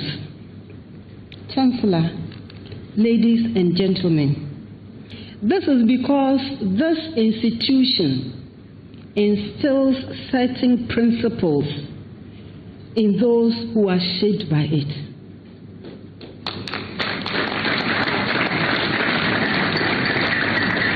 The first is that the pursuit of knowledge is meant to bring illumination, not only for personal edification. Now more than ever, our societies must rely on meticulous research and evidence, as well as the conviction that knowledge and facts can be buried but never extinguished. In other words, truth, our light. Since this university was founded by Osagyefo Dr. Kwame Nkrumah, it has served as a reminder that Ghana has always invested heavily in the education of her people. It has reflected our nation's strong faith in the transformative power of education. Those of us who benefit from this investment understand that higher education, even today, is a privilege. Therefore, we need to ask whether the knowledge we acquire serves the society that made it possible. At UCC, that question is never abstract. This campus is surrounded by 7 towns, which offer a daily reminder that academia exists within a living community. Our education tasks us to go beyond theoretical knowledge and make tangible improvements in our nation so that we can take genuine pride in our identity and capabilities. Distinguished guests, that responsibility does not belong only to scholars. It belongs to every person who benefits from the work of our institutions. Ultimately, the work of higher education is rooted in a subtle form of stewardship that everyone, whether or not they are part of a university community, can practice. We all inherit established systems, ideas, and institutions. We must examine them carefully, strengthen them where possible, and contribute something of ourselves to improve them. Sir Chancellor, this is one of the principles of our community. The other lesson is just as vital: to pass out and pass on, to find out and pass on, We are invited, regardless of our professions or backgrounds, to be somebody else's teacher, to guide, to advise, and uplift others, and in so doing, hold the future in trust for those who follow. The value of our work should be judged not so much by how loudly it is praised, but by what we discover for our own generation, but above all, whether what it leaves for Ghana is stronger, what it leaves for Ghana is clearer, or is more valuable than what we received. If knowledge is meant to light our way, our role is to carefully do the work of discovery and leave the path clearer than we found it.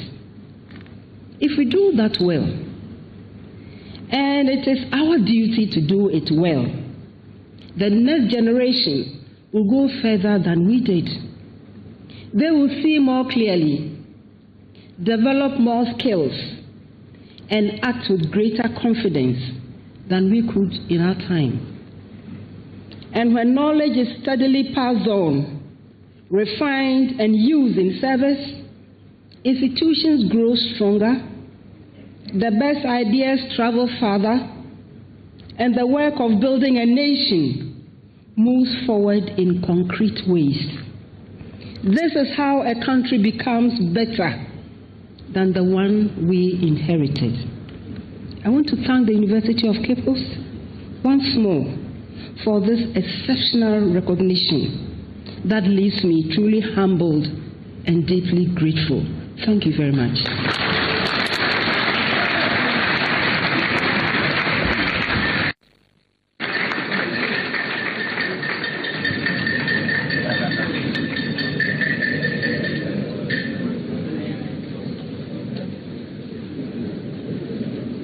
Thank you very much. Kindly resume your seats.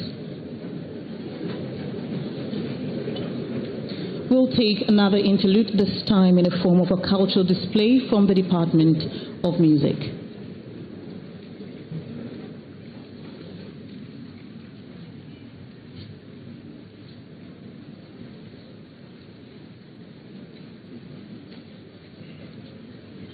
Ago. Ago. Yerbete anansa sam. A very long time ago, as I was sitting in the silences of my heart and thinking of thinking and thinking about thinking, I saw in my mind's eye a woman. To say beautiful is an understatement. Very unusual. She had on the top of her head a lamp. And beneath that, oh, there you are. The image I saw. And I looked closely. And what did I see? This woman walked glamorously past me. And I looked at her, the back of her head, and it was like somebody else's face. I am telling you the beauty that she beheld. And then I asked, so who is this woman? I followed her closely, and I realized that the light upon her head lit up spaces as she went. And I remembered that this is the song. Semenina Tizeya Babeya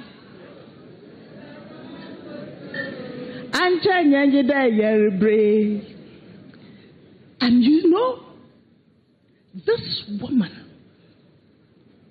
wherever she went, her radiance took over the space. Ebe, I looked at her and I said, who is this woman? And I said, oh yeah, Inyimna, Ebe, Mayan Talo,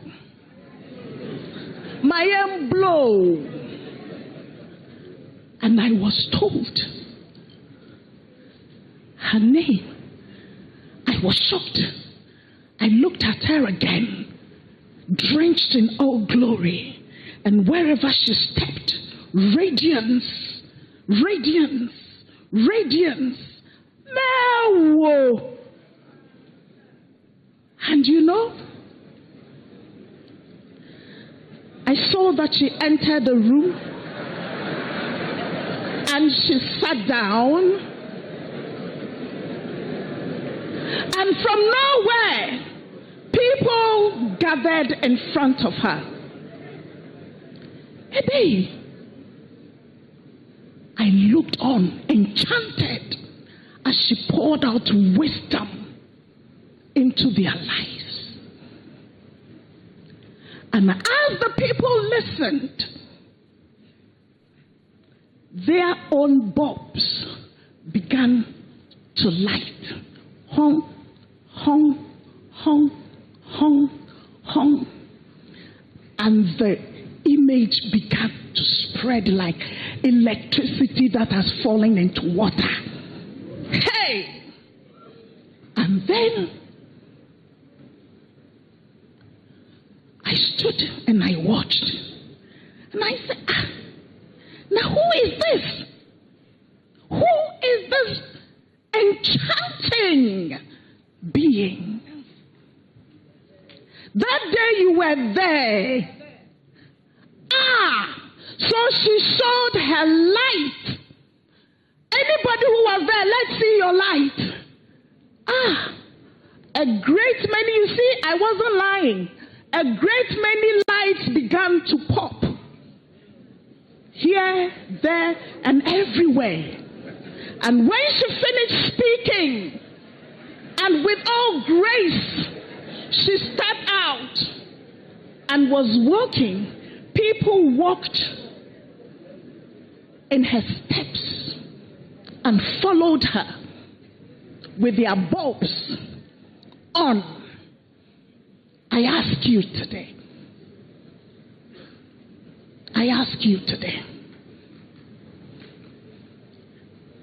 In all your doings and in all your tellings, let us know that you have sat under her feet. What can you do to radiate the light that you have just received?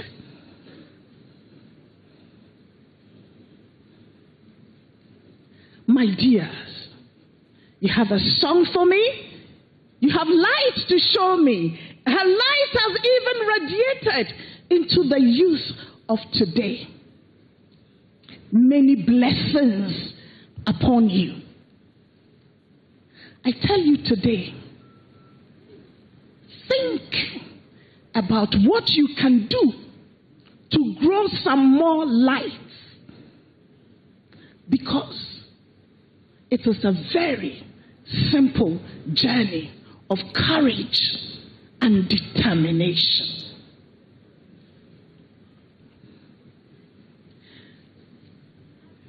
Saman beye ya efri yanara. Saman beye ya nefri yanara. Yama yambera ye sebeye ya nefri. Meda amane beye ya. Oh sagana man beye ya nefri yanara. Yama yambara ye zabeye ya nefiya. Ama funfre ye.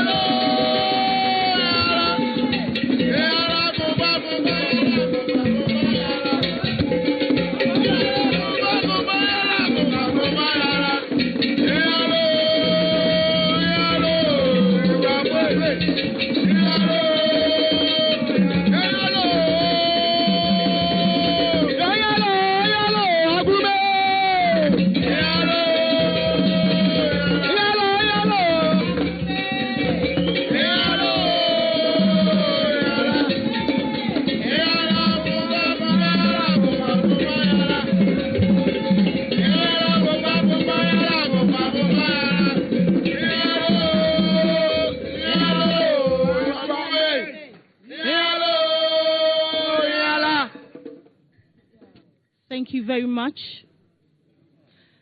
Ladies and gentlemen, we are gradually inching to the end of the ceremony. At this juncture, I would ask that you help me acknowledge the following distinguished personalities who have graced this occasion. I'll commence with Her Excellency, the Vice President of the Republic of Ghana, Professor Jane Nana Opoku-Agyeman.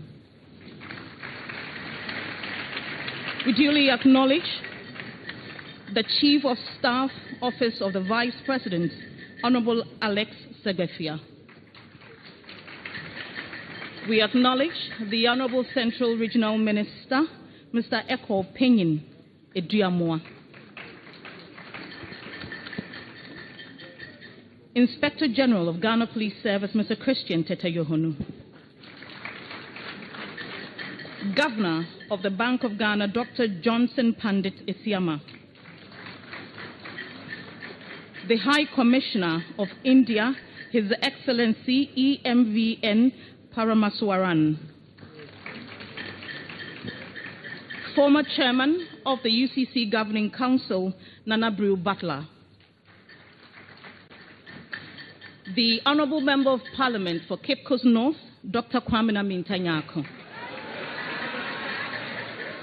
The Honourable MCE for Cape Coast, Justice George Asa. Professor George K.T. Odro is Technical Advisor to the Minister of Education, and today he's representing the Minister for Education. Professor Ernest Kofi Davis is Director General, Ghana Education Service. We acknowledge the Political Advisor to the Vice President's Office, Honorable Dr. Samuel Ofosu-Ampofo.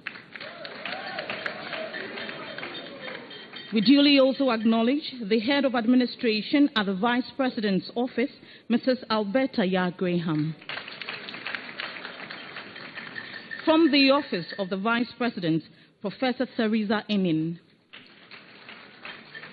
We acknowledge the Chancellor of the University of Cape Coast, Dr. Sir Sam Eson Jonah. The Chairman of the Governing Council of University of Cape Coast, Justice William Anam Atuguba. The Acting Vice Chancellor, Professor Dennis Wolanyo Aheto. The Registrar, Gideon Enoch Abekwe Esquire. We acknowledge Osabarima Dr. Kwisata II Ogwamanhin. Therefore, Amoakwa Bwedu VIII is President, Central Regional House of Chiefs. Okatechi Kome VIII is Commander Manhin. We also acknowledge the Krontin Hima of Ogwa Traditional Area and the Queen Mother of Efutu Nanamba Eyaba II. We extend so much appreciation to all Nananom present who have graced the occasion.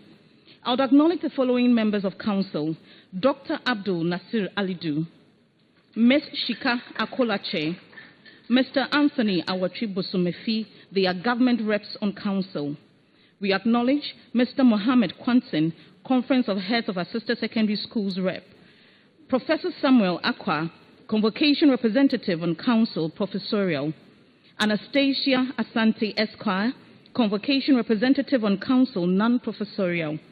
Dr. Jerry Opoku Ansa, President, University Teachers Association of Ghana, UCC. Mr. Benjamin Mensah Gorman, Chairman, Teachers and Education Workers Union, UCC. Mr. Gideon Kwanzaa, President, Graduate Student Association, UCC.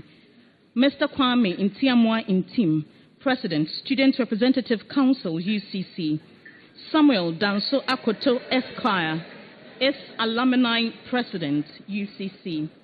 We also extend so much appreciation to the Archbishop Palmer Buckle, Catholic Bishop of Cape Coast. Professor Stephen Jobson Mitchell, Vice Chancellor, University of Education, Winneba. Professor Domwene Dabere Kumpole, former Vice Chancellor, University of Cape Coast. Professor Joseph Gate Ampia, former Vice Chancellor, University of Cape Coast. Professor Rosamond Abuajiwabo-Ohene, former Pro-Vice Chancellor, University of Cape Coast. the Chief Executive of Stratcom Africa and President of IPR Ghana, Ms. Esther Koba. We extend appreciation to all regional commanders and security heads present. We also duly acknowledge all former Vice Chancellors, Pro-Vice Chancellors present. We also acknowledge all Vice Chancellors, Pro-Vice Chancellors and registrars of sister universities who have graced the occasion, all provosts, deans, directors, heads of departments and offices, and members of convocation, staff, students, alumni present. We duly acknowledge you all. And also to our distinguished invited guests, we are grateful that you came. Ladies and gentlemen, at this point, I would invite the Chancellor of the University to dissolve this special ceremony.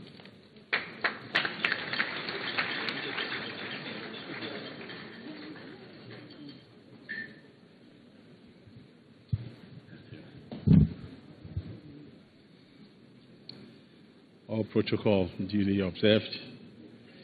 On behalf of the Council and the management of this great university, I wish to once again express appreciation to you for honoring our invitation to this very special congregation. It is now my pleasure to declare this assembly dissolved. I wish you all safe journey to your various destinations. Thank you very much indeed. Thank you.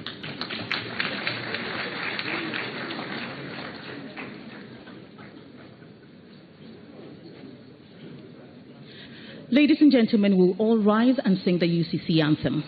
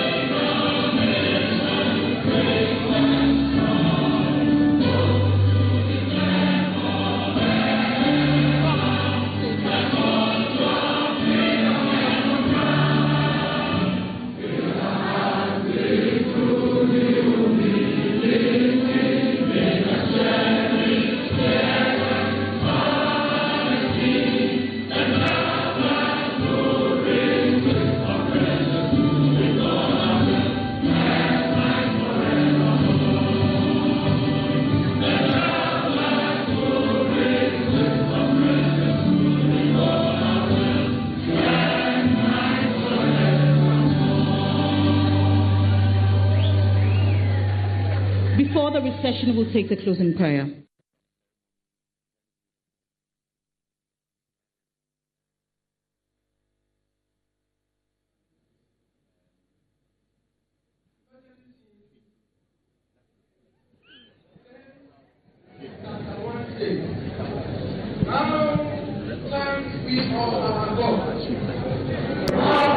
As we wrap up, I end with these words.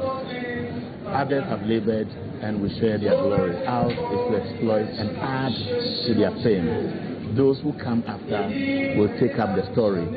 I took this particular phrase from how the Vice President concluded with a presentation. He says, academia must go beyond theoretical knowledge and make impact on the communities they find themselves and the people they serve. We must guide, advise, and uplift others. I believe that this distinguished woman will be history for people to talk about once they begin to read her achievements. Belinda. The University of Cape Coast also said Professor Jane Nana-Opoku-Agyeman is, without questions, one of the finest leaders this university has ever produced and one of the finest it has had the privilege of welcoming back as a leader. And he also said that throughout her entire public life, from the lecture halls of this prestigious university to the highest offices of national governance, Professor Opoku-Agyeman has maintained an unblemished record, not a single scandal, not a whisper of controversy. And that is it here from So that's how we wrap up from the new examination center at the University of Cape Coast, where Her Excellency Professor Jane Nana-Opoku-Agyeman has been receiving the accolades after the presentation of the Distinguished Fellow Award, which she has just been bestowed upon her. So thank you and see you again. Bye for now. As we depart from this gathering, go with us and remain with us. Guide our path, protect us in our journey.